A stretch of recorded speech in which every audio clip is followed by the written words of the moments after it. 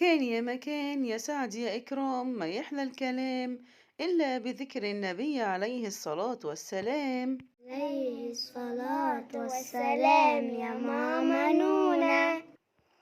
يلا يا ماما يلا بسرعة لبسيني هدومي عشان خاطر آدم صاحبي وحبيبي زمانه جاي دلوقتي يعدي عليا عشان نروح المدرسة. قالت له مش احنا اتفقنا ان انت اللي هتلبس لوحدك؟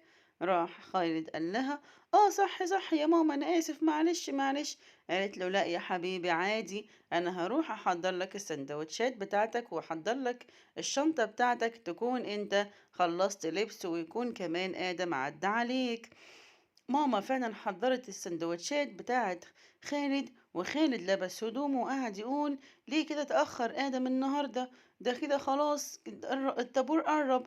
راحت ماما قالت له يا خالد مش هينفع كده، روح انت بقى المدرسة عشان خاطر آدم ممكن يكون في أي حاجة وما راحش المدرسة. قال لها لأ لأ، إزاي هو لو في حاجة هيكلمني ويتصل عليا وهيقول إن أنا مش رايح؟ إحنا اتفقنا امبارح نروح مع بعض، ينفع كده يعني؟ زمانه تلاقيه راح المدرسة لوحده، أنا زعلان منه جدا.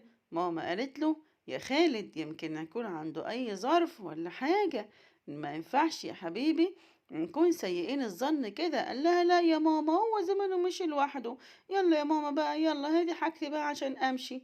أخد خالد يا حبايب حاجته وراح المدرسة وقعد يدور على آدم عشان خاطر يعاتبه بقى وكده عشان زعلان منه، لكن ما لقاهوش. المدرسة دخلت الفصل وقالت على فكرة يا حبايبي آدم مريض جدا، ولو حد فيكم يقدر يزوره وعايز يزوره يروح يزوره عشان خاطر زيارة المريض برضو دي ربنا سبحانه وتعالى أمرنا إن احنا نزور المريض، وإن احنا المفروض نطمن عليه وكده، وده صديقنا والمفروض إن احنا نروح ونطمن عليه. خالد يا حبايبي زعل جدا من نفسه وقال أنا ظلمت آدم، أنا فكرته سبقني على المدرسة وجي، أنا زعلان جدا من نفسي، أنا لازم أول ما أروح أخد ماما وأروح أزوره. خالد كان يا حبايبي مستعجل جدا إن اليوم الدراسي يخلص. بعد ما انتهى اليوم الدراسي وروح البيت ودخل على ماما وقال لها يا ماما يا ماما. ماما ردت عليه وقالت له ايه يا خالد في ايه مالك يا حبيبي؟ يا ماما آدم تعبان جدا وأنا كنت ظالمه.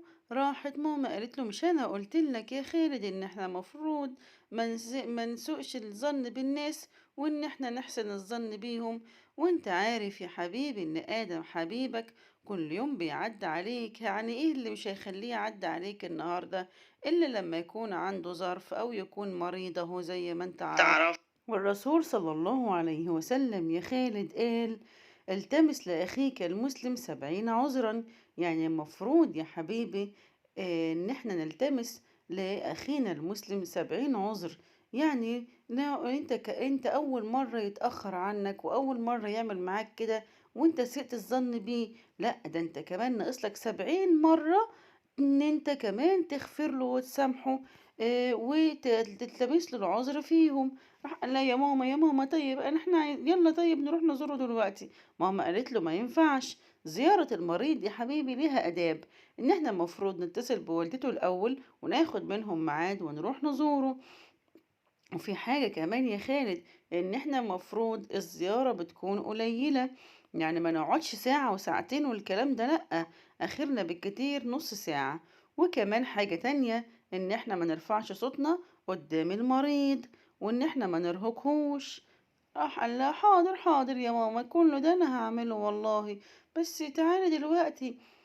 قالت له لا لا تعالى الأول نتصل بمامة ما آدم وناخد منها ميعاد وبعد كده نروح.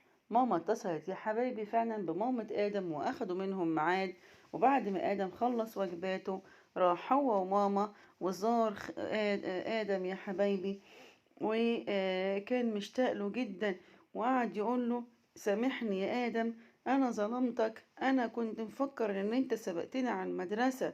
راح قال له ازاي يعني؟ ما انت متعود ان انا كل يوم اجي اعد عليك، ولو انا كنت هغيب كنت هكلمك. قال له سامحني يا صديقي، أنا مش هاعمل كده تاني. راح قال له: "أنا أصلًا عادي مسامحك عشان أنت حبيبي وأنا عمري ما أزعل منّك أبدًا." وتوتة، توتة خلصت الحدوتة. تصبحوا على خير يا حبايب ماما نونا. ولو عجبتكم القناة ما تنسوش تعملوا اشتراك للقناة وتفعلوا الجرس وتعملوا لايك. مع السلامة.